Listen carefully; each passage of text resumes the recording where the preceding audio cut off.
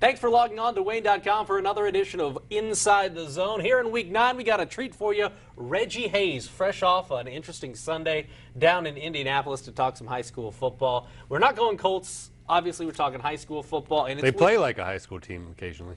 They did in the second half against the Chiefs game, although I'm sure Luers could have beaten them in the second half. We're going to see Luers down at Lucas Oil Stadium is my guess. But this week, we're going to see him at Zollner taking on a good Dwenger team who's coming off a heartbreaking loss against Snyder. What do you see being the key in this game? Because on paper, it's been an un-Dwenger-like season, and Luers, talking to some Luers alums today, they said this may be the best team Luers has ever had. Wow, and that may be true. I think they've had some really good teams over the years. The thing is, Dwenger got perfect preparation for this game playing Snyder last weekend because Snyder came out and hit him hard, John Nelson running all over him, and that's where an average team just rolls over. But Dwenger just came right back at him, and they had such a tough game with Snyder. I just think that the last 2 weeks, what Dwenger's been able to do, play against pretty good competition, play well. They're a better team than they were when they started the season, much better.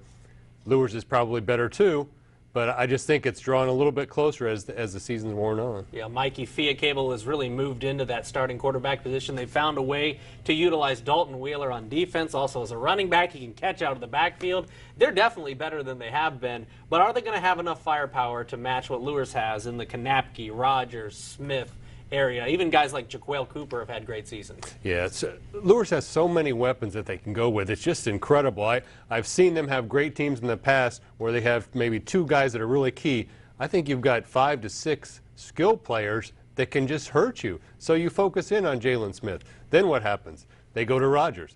You know, Kanapke can manage a game. They can run the ball. They can pass the ball. Dwenger is a good defensive team. I think that they will be able to handle staying within the game, keeping it close. They've got to control the ball too. And you take a look at it, if Luers does win it, they'll snap a 6-game losing streak against Bishop Dwenger. They'll do that. They'll clinch their first SAC title in 10 years. And that's kind of a surprise. We know Dwenger's been dominant the last 5 years in the SAC, but it's been a decade the last time these Knights actually won an SAC title. It seems like a long time. Well, Luers' reputation is the postseason. I mean, there's no doubt about it. When you're a 2A school and you're playing in this SAC with all these 5 and 4A schools, it's tough to win the SAC. I mean, that's tough, but it prepares them way beyond what these other 2A schools are prepared for when it comes tournament time.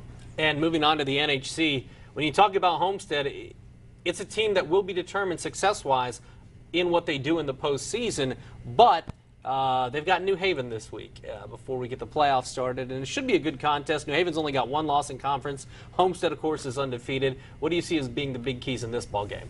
I'm going to go with quarterback Zach Terrell as a big key. Good choice. That's good insight. Choice. That's insight right there. That's between the toughest 6 inches in Inside the Zone are between Reggie's ears. Exactly. Last year, I thought New Haven was close to Homestead. The final score was what? 49-0. I think New Haven's a better team probably this year. I don't know if they've closed that gap enough to make this a game that Homestead is in trouble with. Now, Homestead's had some injuries with Grayson Baston, and last week apparently Jake Weber got hurt a little bit. I don't know how bad that is. So maybe that takes away a couple weapons. I just don't see, having been around their offense and seeing what they can do, watching what they've done over the course of the year, I just don't see how New Haven can slow them down enough to win this game. Now, against Carroll, Homestead shot themselves in the foot a little early. That was a 31-10 win by Homestead, but they fumbled the opening kickoff, had some miscues early on. Zach Terrell threw his first interception of the season. But is this a team in New Haven that if they, take advantage of a couple of Homestead miscues early, and because they run the ball with Trainer and with Hurst, they're a team that is hard to come back against because they're going to control the clock so much, just like they remind me a little bit of what Belmont was when they made their state run just a few years ago. Oh, I think that you're right. If New Haven can get in a situation where they have a lead and then they can pound with Tavon Hurst, certainly if you can keep Terrell's hands off of the football and keep him from controlling the offense, having any time out there, that puts New Haven in a much better position. Yeah, if they can get a lead early, I think that makes it a much more interesting game. as far as the NECC goes, this is a game that we've pretty much been waiting for all season long. They've shown that they are the most premier teams in this conference in Busco and Lakeland from a very early stage. Now they're both undefeated. Now we're seeing a Week 9 matchup of undefeated teams for the conference title. What do you see as being the key in this one, as it's up at Lakeland?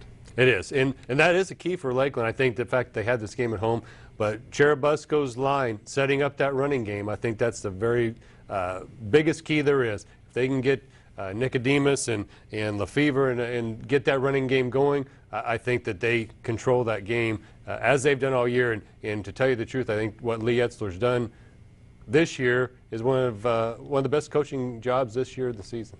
Yeah, if you're Lee Etzler, you take a look at what Lakeland was able to do last week against Concordia. Go into an SAC team's house and pretty much hand it to the Cadets.